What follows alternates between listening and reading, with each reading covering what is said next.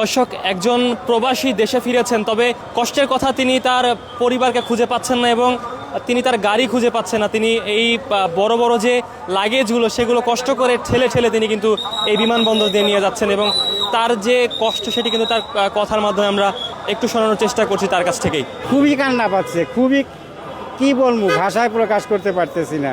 একদিকে তো অসুস্থ লোক আসছিলকে দেশের বাড়ি চিকিৎসা করার জন্য, তারপরে এই পরিস্থিতি, দুঃখ লাগতেছে যে আমরা আইছি বাইরে থেকে, আজকে শখ করে একটা গাড়ি নিয়ে আসছে আর এই গাড়ি আমার এয়ারপোর্টের মধ্যে ঢুকতে দিল না। আমি এইভাবে ঠেলিয়ে ঠেলে নিতেছি, এতে তো আমার কাছে ওইটাই মনে হয় যে আমরা মনে হয় যে অপরাধী করছি। প্লেন থেকে নামছি, নামার পরে আমার গাড়ি আইছে, প্রাইভেট গাড়ি আইছে, সেই গাড়ি আমার মাল সামানা সহকারে আমাকে নিয়ে যাবে।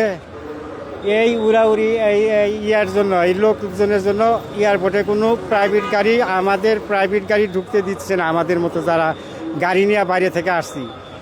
এখন দেশবাসী দেখেন, একটা করে ব্যাগের ভিতরে মাল আছে ওলিকে 24 কেজি 25 কেজি, এই দুইটা ব্যাগ আমি কেমনে মাথায় নেই, একটা চাকা ভেঙে গেছে। কালকে জাস্ট 2টার সময় ফ্লাইটে উঠছি, এ পর্যন্ত খাওয়াও নাই। আশা ছিল যে সকালবেলা যায় হয়তো সবার সাথে বসে এক মুঠো ভাত খাবো। এখন আমার ফ্যামিলি যা আসছে, আমাদের বাচ্চা কাচ্চা আসছে, তারাও আমার কাছে ফিরতে পারতেছে না। আমার কাছে, আমি বিদেশ থেকে আসছি, আমার কাছে কোনো টাকা নাই। মোবাইলে এমবি তুলে কথা বলমু, হে টাকাটা ফ্যামিলির কাছে।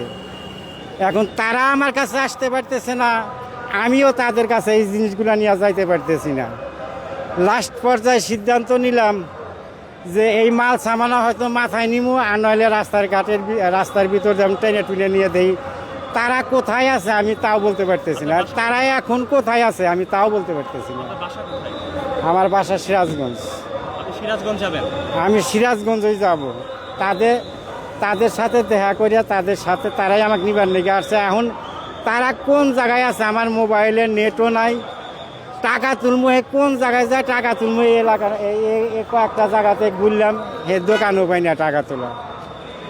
আমার খুব খারাপ লাগতেছে, এখন খুবই খারাপ লাগতেছে। তারপরে আমি একজন অসুস্থ লোক, আমার এমনই হচ্ছে যে খুবই কান্না পাচ্ছে, খুবই কি বলবো, ভাষায় প্রকাশ করতে পারতেছি না।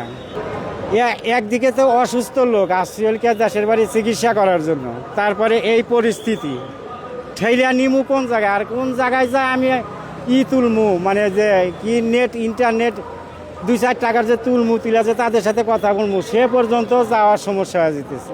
আমরা এই দেশের মনে হয় যে তেমন কোনো কিছু নাই, যে আমাদের কাছে এখন মনে হইতেছে। দুঃখ লাগতেছে যে আমরা আইছি বাইরে থেকে, আজকে শখ করে একটা গাড়ি নিয়ে আসছে আর এই গাড়ি আমার এয়ারপোর্টের মধ্যে ঢুকতে দিল না। আমি এইভাবে ঠেলিয়ে ঠেলে নিতেছি, এতে তো আমার কাছে ওইটাই মনে হয় যে আমরা মনে হয় যে অপরাধী করছি। এখন কি বলবো, আমি তাদের সাথে সাক্ষাৎ করতে পারলে বড়ই ভালো, তারপরে আমি দেশে চলে যাব। তাছাড়া আর কিছু কি করার আছে, কেটা কি করব, আর কিছুই দেখতেছি নাই। আমার মেন সমস্যা, আমার পরিবার আমাকে নেওয়ার জন্য গাড়ি নিয়ে আসছে। আমার বিমান থেকে নামছি, বিমান থেকে নামার পরে বেরোমু, আর আমার গাড়ি ওই এয়ারপোর্টের ভিতরে ঢুকতে নিষেধ করছে। ওরা এয়ারপোর্টের থেকে অনেক দূর ফাঁকে আছে। এখন ওদের সাথে যে আমি যোগাযোগ করবো, ফোনে যোগাযোগ করবো, আমার ফোনে ব্যালেন্সও নাই, বিদেশি সিম। এদিকে ওই যে ওয়ান টাইমে এয়ারপোর্টের ভিতরে ফোন আছে, ওইটাতে 2বার করে কথা বলছি, ওইটা দিয়ে তাকেও ঠিক মতো পাই নেই। কে খাওয়া দাওয়া করেছেন? না, খাওয়া দাওয়া কালকে করছে, এ পর্যন্ত খাওয়া দাওয়া করি নেই। কে দেশে এসে কষ্ট হচ্ছে? কষ্ট বলতে কি, কষ্ট এর সাথে আর কি দেখামো। কালকে ভোর 4টার সময় খাইছি, এ পর্যন্ত খাওয়া দাওয়া নেই। আচ্ছা, এই যে কষ্ট, আপনার যে পরিবারের একজন যিনি কিনা বিদেশ থেকে আসতেন, তার তো দেশে আসতে কষ্ট হলো, এই বিষয়ে কি বলবেন? 6টার সময় এসে এটা একটু আনন্দ, আমি গাড়ি ঢুকতে দেয় না। আমরা 6টার সময় এসে প্রত্যেকটা রাস্তায় আটকাই দিছে, বলছি আমাদের যাত্রী এসে দাঁড়া রয়েছে, আমাদেরকে ঢুকতে দেন, আমরা যাত্রী রিসিভ করার জন্য। কোনোভাবেই ঢুকতে দেয় না। আবার খালি মানুষ যে নিতে আসবো লাগেজ, একটা মানুষ 3টা লাগেজ নিয়ে আসতে পারে, বলছি আমাদের লাগেজটা আনতে সুযোগ দেন। কোনোভাবেই সেনাবাহিনী দিচ্ছে না, কোনোভাবেই আমাদের ঢুকতে দিতেছে না। আচ্ছা, তাকে যদি না পেতেন কি করতেন? আমরা তো এই 6টার থেকে তাকে খুঁজে বেড়াচ্ছি।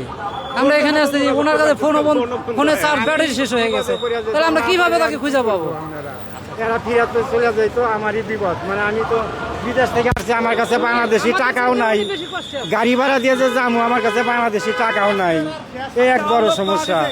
দর্শক, ঠিক বিদেশ থেকে এক প্রবাসী দেশে ফিরেছেন, তবে সকাল থেকে তিনি অনেক কষ্ট করে অনেক প্রতিবন্ধকতার শিকার হয়ে তিনি কিন্তু এই বিমানবন্দর থেকে বের হলেন এবং পরিবারকে খুঁজে পাচ্ছিলেন না, কল দিতে পারছিলেন না। যেহেতু আজকে দেশে ফিরছেন বিএনপির ভারপ্রাপ্ত চেয়ারম্যান তারেক রহমান, এবং তার দেশে ফেরাকে কেন্দ্র করে কিন্তু এক নিরাপত্তার যে চাদর, ঠিক সেই চাদরের বেষ্টনীতে কিন্তু রয়েছে, এবং ঠিক সেই নিরাপত্তার কারণে কিন্তু পরিবারকে খুঁজে পেতে কষ্ট হচ্ছিল তার, এমনটাই জেনেছি। দর্শক, দেখানোর চেষ্টা করছিলাম দেশের পত্র থেকে।